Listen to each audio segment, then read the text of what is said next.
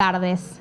Con la presencia de la señora Defensora General de la Nación, doctora Estela Maris Martínez, y de la señora Directora del Observatorio de Género en la Justicia de la Ciudad Autónoma de Buenos Aires, doctora Diana Mafía, nos encontramos reunidos para dar inicio al acto de presentación del libro Género, Esclavitud y Tortura, compilado por la doctora Diana Mafía, la licenciada Luminé Moreno y la licenciada Celeste Moretti.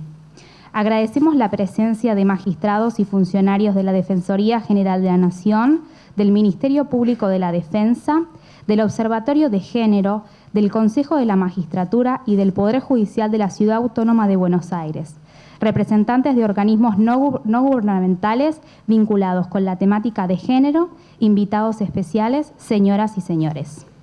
A continuación, hará uso de la palabra la señora Directora del Observatorio de Género en la Justicia de la Ciudad Autónoma de Buenos Aires, doctora Diana Mafía. Muchas gracias, buenas tardes.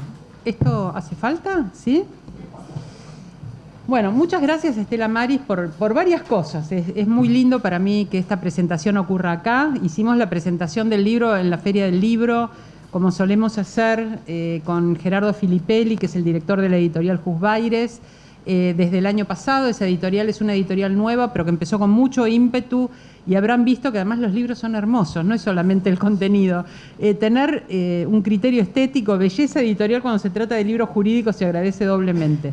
Entonces tuvimos nuestra presentación allí, pero aún antes de eso habíamos hablado con Estela Maris para tener este espacio, que es un espacio de reconocimiento para mí muy importante, porque en realidad este libro está inspirado por una iniciativa que tuvo Estela en el 2012 en la Facultad de Derecho. Esa iniciativa tuvo que ver con los 200 años de la Constitución de Cádiz y la influencia que la Constitución de Cádiz había tenido en nuestro movimiento independentista. En ese momento ya discutimos la cuestión de tortura y la cuestión de esclavitud en relación con la Asamblea del año 13. Al año siguiente hicimos unas jornadas en el Observatorio de Género, que son las que dan lugar a esta publicación, donde Estela participó. Y realmente eso fue una inspiración para pensar cuáles son las limitaciones cuando se organiza un Estado, de qué manera se construye la ciudadanía y qué sujetos van a quedar fuera de esa construcción. Así que ese primer agradecimiento quería hacérselo a Estela por esa inspiración, ese compromiso, esa participación que siempre encontramos en ella para hacer algunas cosas en común y a veces para conspirar también, pero de eso vamos a hablar en otro momento.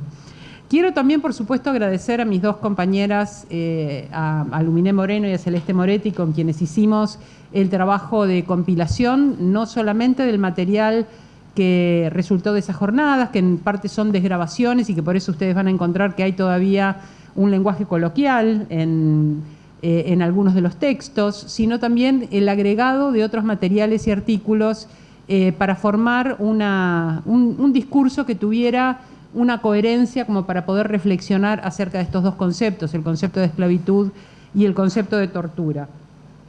También bueno, por supuesto Agostina Lori, porque esas desgrabaciones fueron hechas con un cuidado editorial por Agostina, que era nuestra pasante en ese momento y que hizo entonces un trabajo muy virtuoso de decodificación para dejarlo en condiciones de ser un texto. Colaboraron con nosotras fotógrafas, algunas de las cuales, alguna había venido, ¿no? De las fotógrafas, Viviana D'Amelia, Irene Ligiard, Zula Lucero, Carla María Alejandra Madjalani.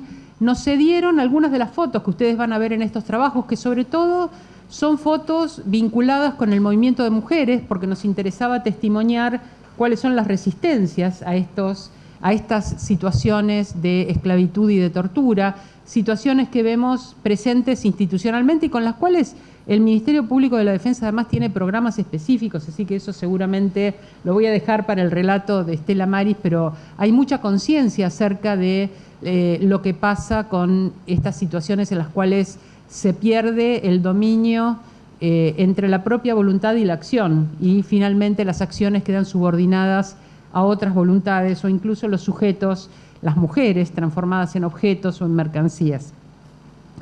También quiero agradecer a Mariana Pitaluga, que hoy no la vi, pero es nuestra diseñadora estrella de Juzbaires, lo era cuando estaba en otra área de la justicia, y realmente el trabajo de edición y el cuidado que pone la edición para terminar en un objeto así tan hermoso también es muy destacable para nosotros, para nosotras, para nosotres, porque tenemos muchas diversidades en nuestro observatorio. Yo les decía que este trabajo original había partido de un panel. En ese panel estuvo Estela Maris Martínez y también estuvo Loana Berkins, que sí andaba por acá. Acá está, Loana Berkins, Fabiana Túñez, de la Casa del Encuentro, y Marcela Rodríguez, que hoy no puede estar por cuestiones de salud. Me pidió que te avisara que por eso no podía estar presente, pero que en este momento, no en ese momento, pero en este momento es funcionaria de acá de la Defensoría. Y le pedimos a Waldo Huilalpando, que él tenía un trabajo de historia de la esclavitud, que va a señalar precisamente la continuidad que hay entre el concepto de esclavitud, la idea de naturalización del hecho de que ciertos sujetos pudieran ser propiedad de otros, ¿no? La naturalización no solo del lugar social que los esclavos iban a ocupar, sino de la situación de pertenencia y de posibilidad de compra y venta de esas personas en propiedad de otras, por cuestiones étnicas, por cuestiones de color y a veces por cuestiones también políticas derivadas de guerras, etc. Ese mapa es una cosa realmente impactante, ¿no? Esa continuidad histórica y cuáles son los flujos de la esclavitud, desde dónde hacia dónde van, como algo que en Europa se había amortiguado, que ya no estaba culturalmente defendido como algo natural, se revive con la colonia, con la finalidad de sobreexplotar el continente americano, cómo revive esta cuestión del traslado, de la compra y de la venta de esclavos, y cómo, a pesar de que esa asamblea del año 13, que tiene una aspiración de institucionalidad, de construir institucionalidad, sin embargo, y que en parte tiene éxito y en parte fracasa, pero sin embargo, con respecto a esta cuestión de la esclavitud, declara la libertad de vientres, declara la posibilidad de liberación de los hijos de esclavos, pero de todas maneras ahí ya advertimos cuestiones de género y diferencias de género, y esto lo señala muy bien Marcela Rodríguez en su artículo. A los libertos, a los hijos de esclavos, a los cuales entonces se iba a considerar que ya no podían ser ellos mismos comprados y vendidos, se los mantenía de todas maneras en la casa del amo hasta los 16 años. Si a los 16 años quería quedarse, se le pagaba $1 por mes hasta que cumplían 21 años en que podían quedar emancipados. Si ellos querían labrar la tierra, se les daba un pedazo de tierra, y con ese dinero que iba a una especie de fideicomiso general, ¿no? Ese peso que se le pagaba no se le daba al liberto, se quedaba en un depósito, se le compraban herramientas y semillas y algunas ovejas para que comieran hasta que creciera algo de lo que sembraban, pero eso a los varones, a las mujeres no. Las mujeres solo podían ser dueñas de la tierra si se casaban con otro liberto. Era muy raro que una esclava se casara con un hombre libre. Entonces, las mujeres no tenían esta posibilidad de ser propietarias de la tierra. Y esto está ligado a la esclavitud, porque en realidad, cuando Locke, en 2 tratados sobre el gobierno, analiza el origen del contrato social, pone ese origen del contrato en terminar con las formas de violencia o de conflicto, y él dice, la fuente de conflicto entre los seres humanos es la propiedad, y hay 2 cosas, la fuente de conflicto entre los seres humanos, y hay 2 cosas que son las que más conflictos generan entre los hombres: la propiedad de la tierra y la propiedad de las mujeres. Es decir, que para el contrato social emancipador, con esa idea de la Revolución Francesa, luego de universalidad, etcétera, la ciudadanía queda restringida y no incluye a las mujeres porque ellas eran objeto de una transacción y objeto de una disputa entre varones. ¿Cómo se salda la disputa? Se salda asignándole, como dice Pateman en el contrato sexual, a cada hombre una mujer como propiedad, y un pequeño conjunto de mujeres son propiedad colectiva de todos los varones. Es decir, hay ciertas mujeres que van a ser privadas y otras que van a ser mujeres públicas, cuerpos apropiables por cualquier varón, porque este es el pacto sexual de los varones. Entonces, esas mujeres que no van a ser apropiadas como propiedad individual, sí van a estar disponibles como propiedad colectiva. La idea de que estas mujeres entonces no alcanzan la ciudadanía porque ellas no son dueñas de la tierra. Si lo pensamos en la actualidad, según Naciones Unidas, las mujeres solo somos dueñas del 2% de los medios de producción, incluyendo la tierra. El 2%. Quiere decir que todavía ahora la idea de las mujeres como propiedad y la idea de la tierra como litigio y de las mujeres también como moneda de cambio y como litigio es algo culturalmente difícil de erradicar. Por eso me pareció que era muy oportuno pensar, como proponía Stella Maris, pensar estos fenómenos que parecen antiguos, que parecen ser resueltos cuando se piensa en una ciudadanía universal, repensarlos, pensar su actualidad. Sigue habiendo en las raíces de la democracia contemporánea, y aun cuando los pensemos en el contexto de los derechos humanos, desigualdades absolutamente rígidas, duras, ideológicas, difíciles de erradicar porque están en la cultura, y esa distancia, cubrir esa distancia entonces entre la enunciación de los derechos y el ejercicio de los derechos, algo en lo que la Defensoría está muy comprometida, cubrir esa distancia significa pasar por encima de todas estas barreras. Revelar de qué modo en los fallos judiciales persisten este tipo de discriminaciones es algo que forma parte de los temas de investigación que nos interesan, que interesa visibilizar, generar sensibilidad en esa lectura, como para ver que tampoco la capacitación en género, etcétera, puede eludir el hecho de que ciertos componentes culturales van a definir finalmente cuál es el destino que se va a dar a determinadas causas judiciales y a determinado tipo de peticiones cuando se pretende acceder a la justicia en un ámbito de exigibilidad de derechos. Bueno, nos vamos a encontrar con esas barreras ideológicas que se revelan en el tratamiento de las mujeres, en el prejuicio que hay con respecto a su capacidad intelectual, a su capacidad moral, a su capacidad de decir la verdad, a su capacidad para tener un sentido justo de descripción de las cosas, y entonces todavía tenemos muchísimo que avanzar en estos dos terrenos. Y me interesa mucho pensar que si analizamos la esclavitud precisamente como esa distancia, esa intermediación, donde un ser libre es un ser que va a actuar de acuerdo con su voluntad libre, pero un esclavo va a actuar, es decir, su cuerpo, lo que va a llevar adelante es la voluntad del amo y no su propia voluntad. Si lo pensamos de esta manera, creo que pensar en legitimar algo como la prostitución bajo la modalidad de trabajo, pretender que hay allí un contrato en el cual alguien a través de dinero lo que está pagando es la fuerza de trabajo de otra persona, cuando esa otra persona lo que va a hacer es actuar no por su propia voluntad, sino por la voluntad del prostituyente, realmente cambiar la idea de esclavitud sexual, cambiar la idea de explotación por la idea de trabajo, me parece un eufemismo inaceptable, y yo creo que tenemos que profundizar este análisis como para no admitir ciertas facilidades que obtienen dejando fuera de su conciencia su condición de prostituyentes quienes pretenden hablar de servicios y llamarse clientes. Así que muchas gracias, Estela, por haber inspirado este trabajo y bueno, y por tu participación, por supuesto.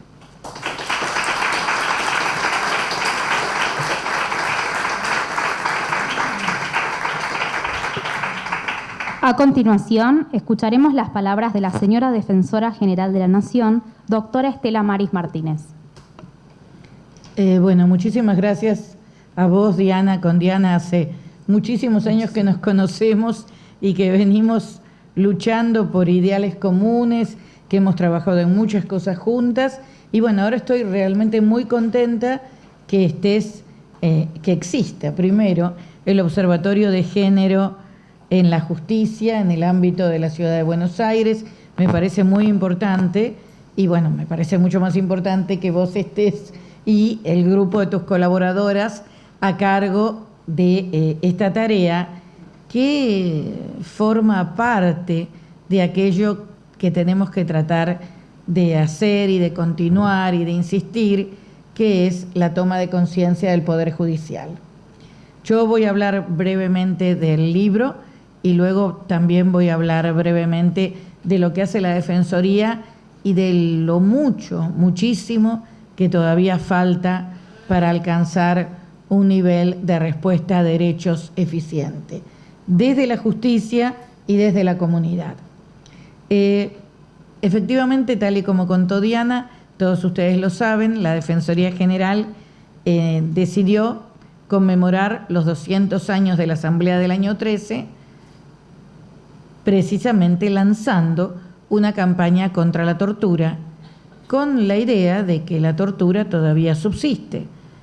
Básicamente nos estábamos refiriendo sobre todo a los casos de violencia institucional, pero en general tomábamos la tortura como una realidad absolutamente presente en la cotidianeidad, en la vida de todas las personas, y algo que 200 años después todavía seguía aceptado por el imaginario social. Y esto me parece que es una enorme deuda con la cual tenemos que lidiar y tenemos que seguir luchando, porque sigue habiendo mensajes violentos constantemente en nuestra sociedad. Y estos mensajes violentos son los mensajes que justifican, en muchos casos, la utilización de la violencia dentro del hogar. La semana pasada se hizo un congreso en contra de la violencia institucional, un congreso que tiene que ver con un movimiento contra la violencia institucional y que básicamente tiene que ver con la violencia contra los más jóvenes, contra los adolescentes. Y en este congreso yo decía que veo un parangón con lo que le pasaba y les pasa a las mujeres víctimas de violencia en el hogar, que nadie les cree porque no tienen testigos y porque se supone que tienen que tener una prueba objetiva de que han sido víctimas de violencia, porque en principio los maridos no les van a hacer nada, sino que las protegen. Y lo mismo ocurre cuando luchamos y tratamos de avanzar con todo lo que tiene que ver con torturas en comisarías, torturas en cárceles, porque el argumento es el mismo. En principio, a los presos o a las personas que estuvieron demoradas en una comisaría no se las cree. Y no se las cree, pero claro, no se puede decir que no lo creo por un patrón cultural. Entonces la respuesta de la justicia es: no les creo porque no hay prueba suficiente. Entonces son dichos contra dichos.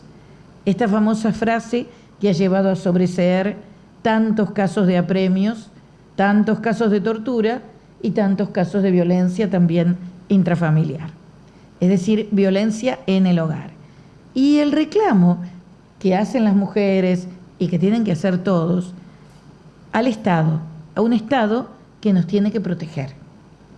Pero ese mensaje es un mensaje que permanentemente, todos los días, recibe golpes.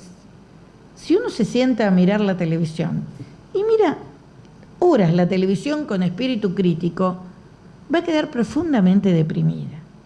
Va a haber un programa famoso como el de Tinelli, al cual han ido los candidatos para ser presidentes de la nación, que descalifica y convierte en un objeto a las mujeres como modo de diversión, pero enviando permanentemente mensajes de todo esto está bien, esto es lo bueno, esto es lo que vende. ¿Cómo se llama? Cortos publicitarios, no me sale la palabra, una publicidad que yo veía ayer o antes de ayer y reparaba en ella, que es de una gaseosa, donde están todos disfrazados. Y uno le dice al otro: ¿viste que la nueva es un bicho o algo parecido? Y yo me comí tantos bichos. O sea, este lenguaje sobrevive. Y este es un lenguaje que cae simpático. Y es un lenguaje que le permite a un candidato a gobernador fomentar, de la provincia, de la tercera provincia del país, fomentar a los padres que le peguen a los hijos y a los maestros que vuelvan a la violencia. Esto, si bien no tiene relación directa con la violencia de género, sí tiene relación directa con una sociedad que en general es permisiva con la utilización de la violencia.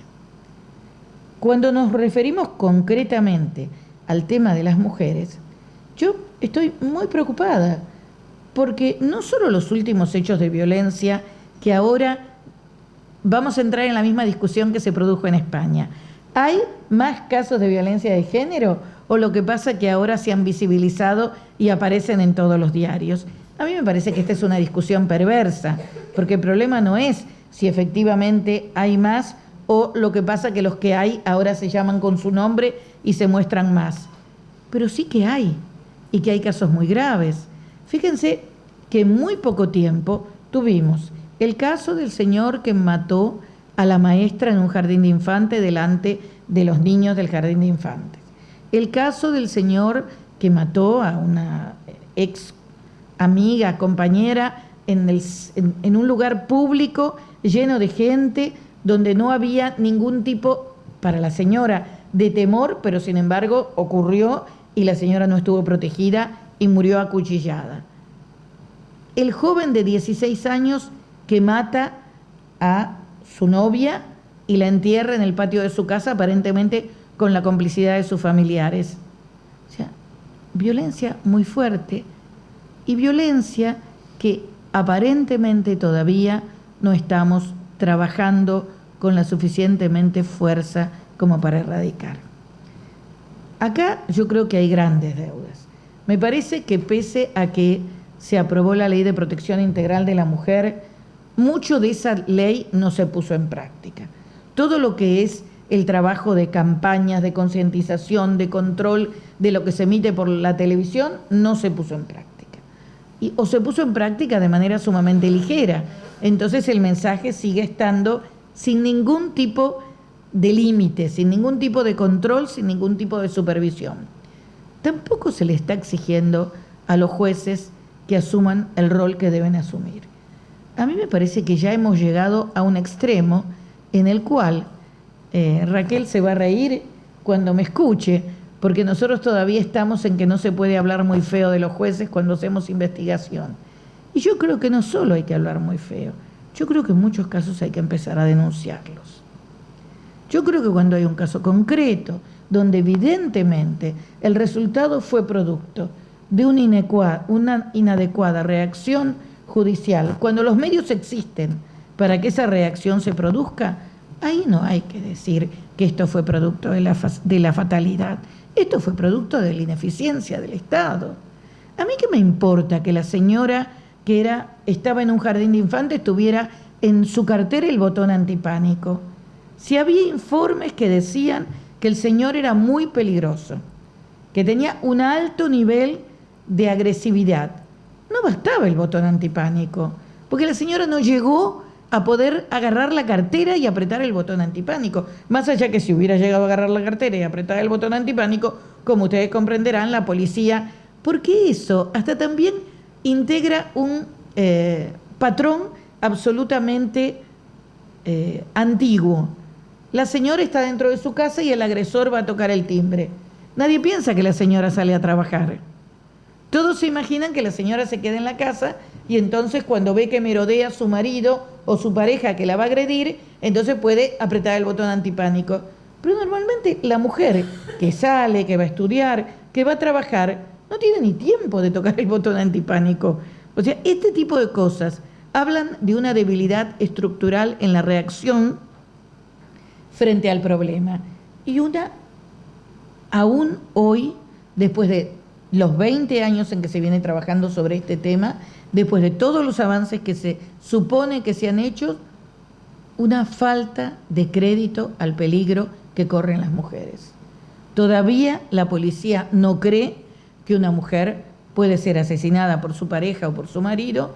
Todavía los jueces sienten que las mujeres mienten, que las mujeres exageran. Esto sigue como un bloque rígido que no ha podido ser conmovido. Por eso me parece que acá tenemos que trabajar mucho más. Nosotros tenemos programas en la Defensoría General, programas que tienen que ver con eso. Tenemos el programa de patrocinio jurídico contra la violencia institucional en general, que también patrocina querellas cuando las mujeres han sido víctimas, ya sea de violencia o de femicidio. En ese caso, obviamente, patrocinamos a los familiares.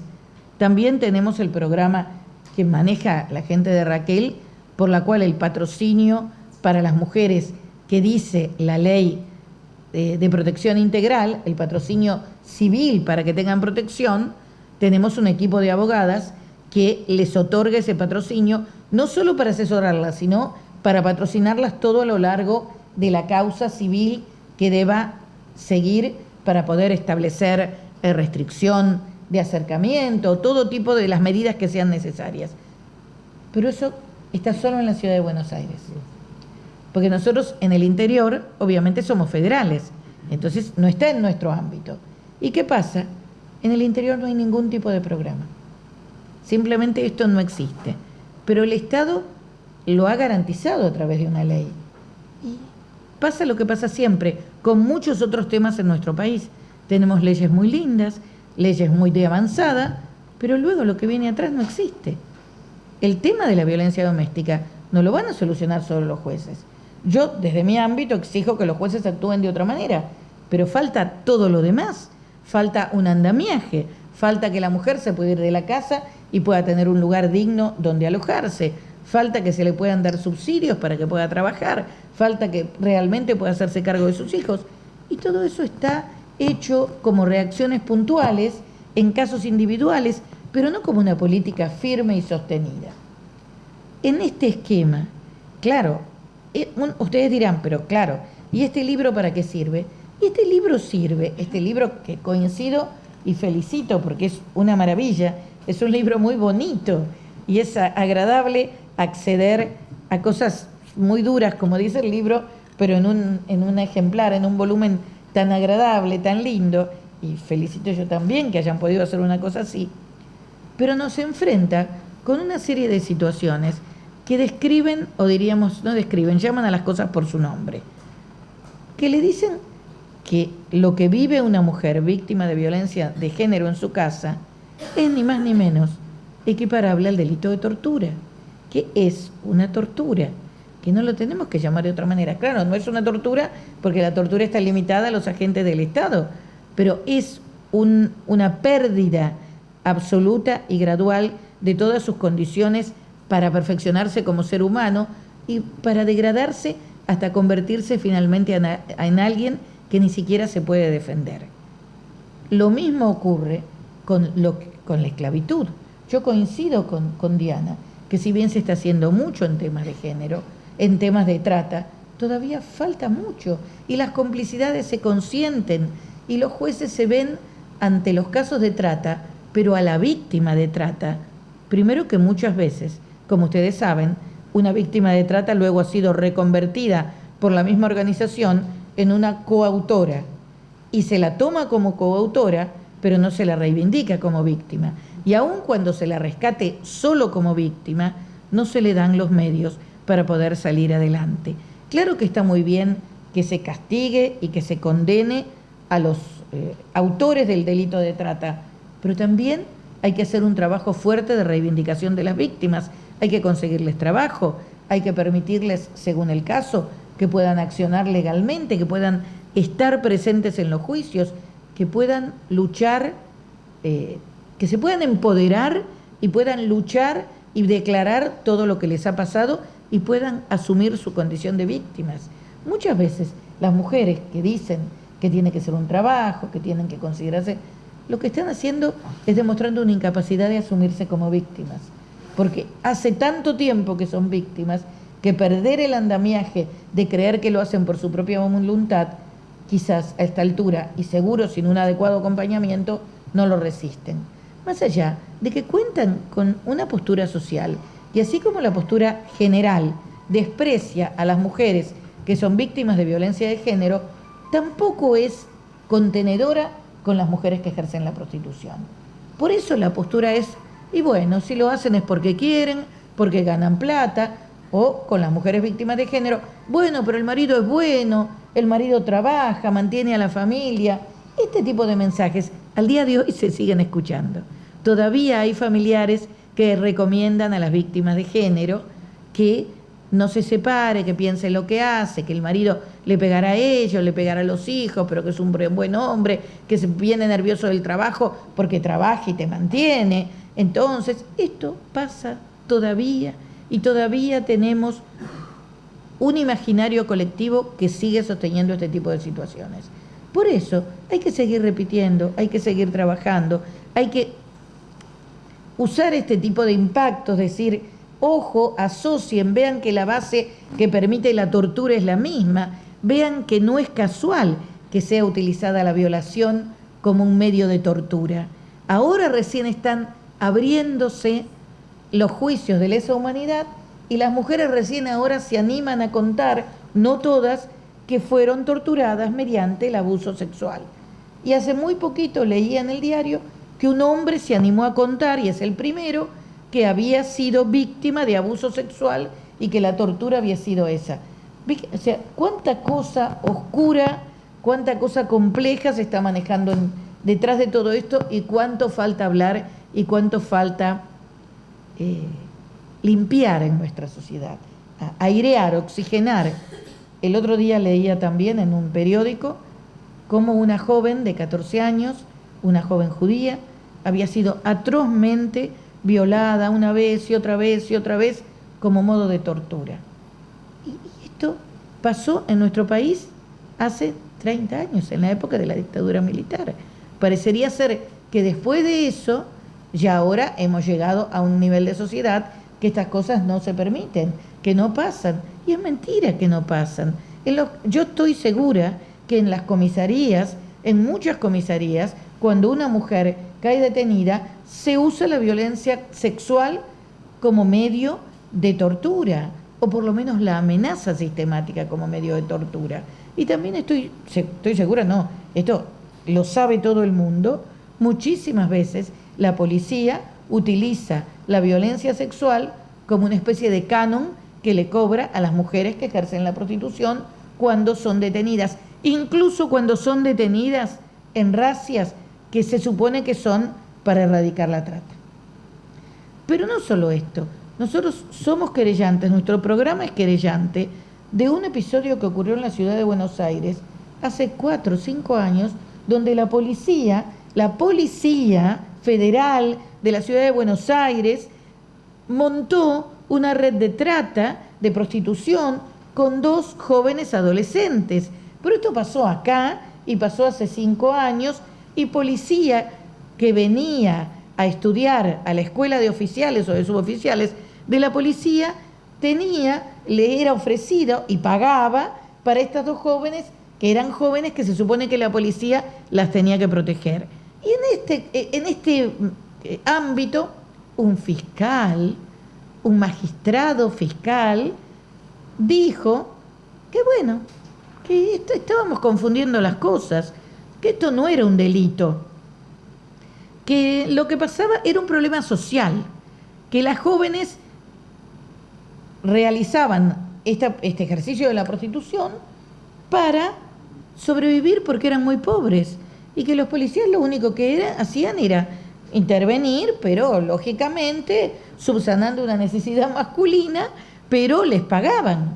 Esto lo dijo un fiscal en nuestro país hace 4 años, no en un lugar exótico, en la ciudad de Buenos Aires. Entonces, si estamos todavía en este nivel, si todavía no se puede avanzar firmemente para generar las responsabilidades sociales y las responsabilidades judiciales, es lógico que vemos el resultado y decimos, no, pero tanto falta, y falta mucho, porque que se hable del tema, que los médicos que los diarios levanten la temática, que ahora no digamos que fue un crimen pasional, sino que digamos que fue un femicidio, le cambiamos el rótulo, no sirve de nada. Todavía, yo estoy segura que se producen agresiones violentas contra las mujeres, que la gente ve que los jóvenes le pegan, que el novio le pega a la novia. Hay un nivel general de aceptación. Todavía la sociedad no reacciona, todavía la sociedad consciente, todavía al consentir sistemáticamente fomenta. Entonces, creo que este libro, muchos libros, ustedes en el observatorio, nosotros desde nuestro ámbito, tenemos que continuar insistiendo, machacando, pero además pidiendo explicaciones. Creo que hay que empezar, como fue el famoso juicio Russell, cuando se pedían explicaciones, y bueno, aunque sepamos que el Consejo de la Magistratura no va a avanzar contra un juez que miró para otro lado, o con un fiscal que dijo que la prostitución de las adolescentes fomentada por la Policía Federal está muy bien. Empecemos a hacer juicios públicos, desnudemos, o con una jueza que dice que una niña que está en una situación de aborto seguido de violación no tiene derecho a ejercer lo que sí le reconoce como derecho el Código. Empecemos a visualizar, a poner en la mira a todos estos personajes, que algunos de ellos lo hacen por complicidad, otros por cobardía, pero otros porque en el fondo, aunque no lo quieran reconocer, desprecian a las mujeres. Ellos siguen creyendo que los hombres son superiores, que los hombres son los que tienen que dirigir los destinos, que son los dueños, todavía subsiste la cosa de propiedad, y sobre todo, en muchos casos, muchos de ellos, y acá son hombres y mujeres, hacen una clara división entre las mujeres pobres y las mujeres de mi familia. Las mujeres de mi familia, mis amigas, las mujeres de la familia de mis amigos, merecen cierto nivel de respeto. Las mujeres pobres siguen siendo un botín. Un botín, como en aquella época se consideraba que eran un objeto y un botín. Por eso yo creo que el camino que nos falta recorrer es enorme, que este libro va a servir porque pone en muchos casos, explica muchos orígenes y nos cuestiona, nos interpela y nos dice que la verdad no podemos quedarnos tranquilos, porque falta mucho, y falta mucho en el ámbito en el cual nosotros estamos todos los días. Yo voy a aprovechar para darles una buena noticia, que es una noticia social, pero que a mí me parece importante. Me escribió la actual presidenta de la Asociación de Mujeres Jueces, la doctora Medina de Rizo, que es ministra del Superior Tribunal de Entre Ríos, y me contó que gracias al apoyo de varios organismos, entre ellos el Ministerio Público de la Defensa, ella está en Filipinas y obtuvo que en el 2018 se haga en la República Argentina el Congreso de Mujeres Jueces Mundial, que se hace cada 2 años y que vienen mujeres jueces de todo el mundo. ¿Esto por qué es importante? Bueno, porque ese va a ser un escenario importantísimo donde van a venir 2.000, 3.000 mujeres juezas de todo el mundo y que va a servir para que nosotros aprovechemos, y sé que Susana va a estar de acuerdo, con poner muchas cosas en escena y con decir, este país tan lindo que firma todas las convenciones, que tiene estas leyes maravillosas, sin embargo, la realidad es esta. Hagamos un caucus, Tela, programémoslo desde ahora.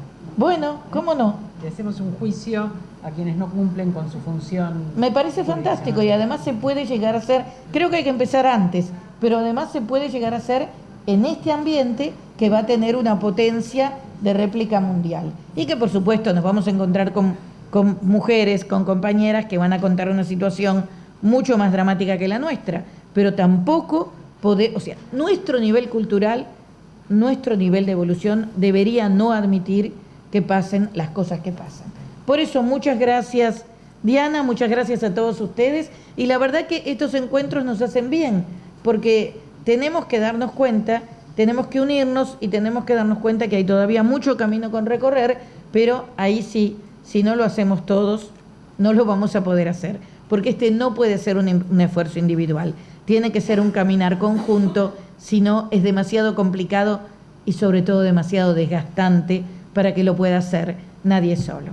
Por eso, felicitaciones al libro y muchas gracias a todos ustedes.